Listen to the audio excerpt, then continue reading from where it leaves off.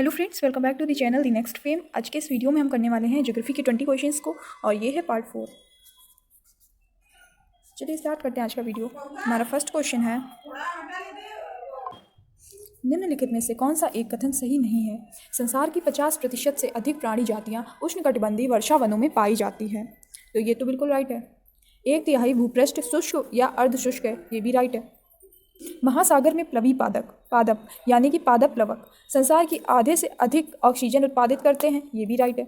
संसार की महत्वपूर्ण मरुभूमि विश्ववत वृत्त के आर पार अवस्थित है, तो ये तो रॉन्ग हो जाएगा। ठीक है, तो इसका राइट आंसर हो जाएगा ऑप्शन डी।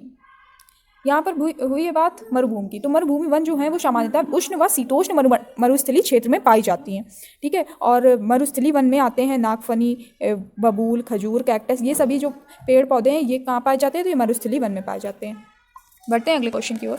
हमारा सेकेंड नंबर क्वेश्चन है, दक्षिण पूर्वी एशिया के निम्नलिखित में से किस एक क्षेत्र में कृषक जनसंख्या का अधिकतम संकेंद्रण है? गहन स्थानांतरित जुताई के क्षेत्र, ठीक है, ये बिल्कुल राइट हो जाएगा। उच्च भूमि क्षेत्र जहां वातावरण अपेक्षाकृत ठंडा या स्वास्थ्यप्रद होता है, तो ये तो रॉन्ग हो जाएगा। वन क्षेत्रों में निर्वृक्ष निम्न भूमि, ये भी रॉन्ग है। वन क्षेत्र जहाँ अनाज की खेती का प्रचलन है, ये भी रॉन्ग है। तो इसमें हमें बताना है दक्षिण पूर्वी एशिया में कहाँ पर कृषक जनसंख्या अधिक रहती है, तो गहन स्थानांतरित जुताई वाला क्षेत्र, ए इसका राइट आंसर हो जाएगा। थर्ड नंबर क्वेश्चन है, निम्नलिखित में से कौन सा एक समूह वर्षण का प्रकार कहा जाता है? अब वर्षण क्या होता है? तो जब मेघों के भीतर यानी बादलों के भीतर तीव्र गति से संघनन होकर जल कणों का पृथ्वी पर बरसना क्या कहलाता है? वर्षण कहलाता है। तो हमें इसमें बताना है कि वर्षण का कौन सा प्रकार है? कोहरा, ओश, वर्षा, वायु जल मृदा, कोहरा जल और वर्षा, ओश मृदा वर्षा। तो इसका राइट आंसर हो जाएगा ऑप्शन ए, कोहरा ओश वर्षा। ये जो है ये वर्षण का प्रकार है। बढ़ते हैं अगले क्वेश्चन की ओर। हमारा फोर्थ नंबर क्वेश्चन है, निम्नलिखित उष्णकटिबंधीय वन समूहों को भारत में आवृत्त क्षेत्र के आधार पर बृहत्तम आवृत्त क्षेत्र से प्रारंभ कर सही अनुक्रम में व्यवस्थित कीजिए। तो इसमें हमें बताना है कि कौन सा बृहत्तम आवृत्त क्षेत्र है, उसके बाद ऐसे हमें अनुक्रम में व्यवस्थित करना है। तो सबसे पहले आ जाएगा आर्द्र पर्णपाती वन, फिर आ जाएगा शुष्क पर्णपाती वन, फिर आर्द्र सदापर्णी वन, फिर अर्ध सदापर्णी वन। तो इसका राइट आंसर हो जाएगा ऑप्शन ए। अगला क्वेश्चन है, सुमेलित कीजिए महासागरीय धारा दर्शाने वाला मानचित्र। ये हमें एक छोटा सा मानचित्र दे रखा गया जिसमें महासागरीय धाराओं को दर्शाया गया है। तो यहाँ से ये जो इधर साउथ अमेरिका से होती हुई ये जो जलधारा दिखाई गई है, ये कौन सी जलधारा है? सामने ऑप्शंस दे रखे हैं, क्यूरोशियो, हम्बोल्ड, वेंगुएला, ओयाशियो। तो इसका राइट आंसर है जो ये वाली जलधारा है, ये हम्बोल्ड जलधारा है। और जो बी दे रखा गया अफ्रीका के यहाँ तट से निकल रही ये वाली जलधारा, तो ये कौन सी है? तो ये है बेंगुएला। ये जो जलधारा है ये बेंगुएला जलधारा है। और जो सी पे दे रखा गया है इधर वाले रीजन में, ये कौन सी जलधारा है? तो इसका नाम हमें बताना है। तो ये है क्यूरोशियो। ठीक है, और ये जो डी पे दे रखा गया है, ये जो इधर से इधर आ रही है, ये है ओयाशियो। ठीक है, तो इसका राइट आंसर क्या हो जाएगा? 2314 यानी कि ऑप्शन डी हो जाएगा।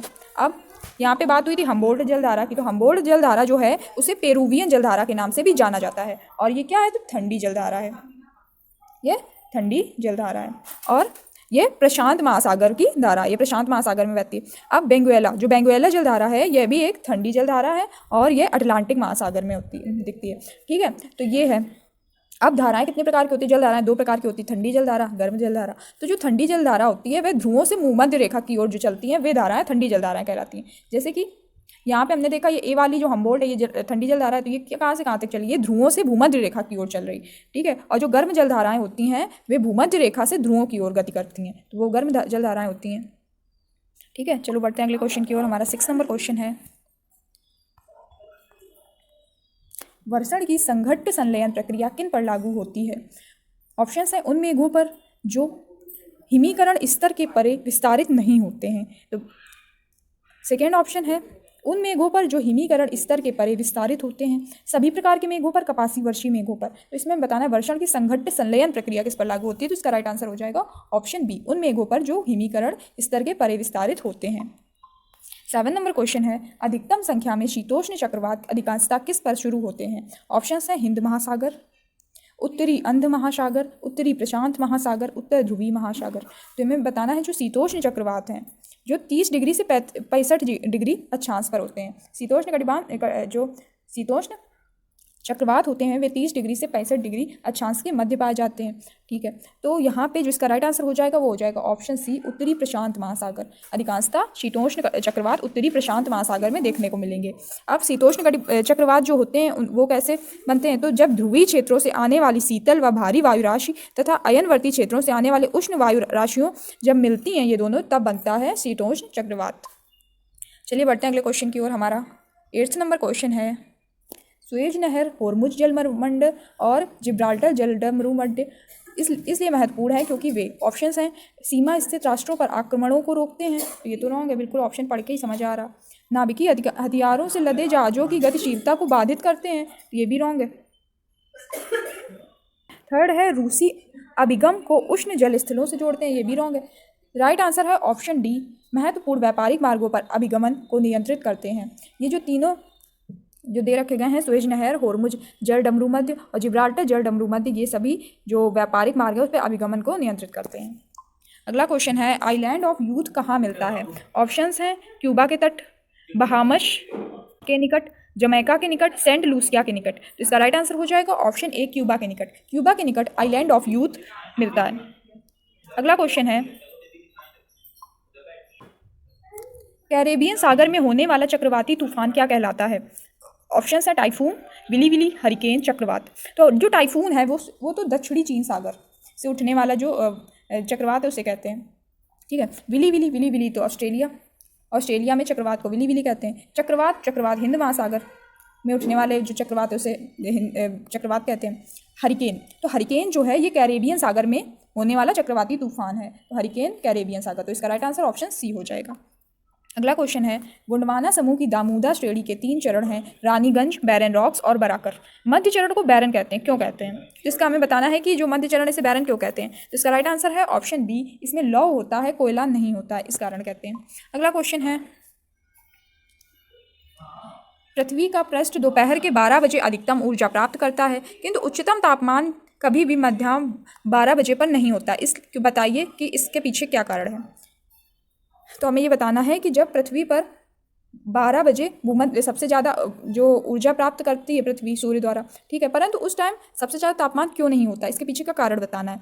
तो एक कारण तो हो जाएगा कि सौर ऊर्जा को ऊष्मा में रूपांतरित होने में कुछ समय लगता है, ये बिल्कुल हो जाएगा, राइट। अब दूसरा दे रखा है, पृथ्वी के पृष्ठ से दीर्घ तरंग विकिरणों के द्वारा हुआ ऊर्जा का ह्रास अपराह्न 4 बजे सूर्य से प्राप्त हुई ऊर्जा से अधिक होता है।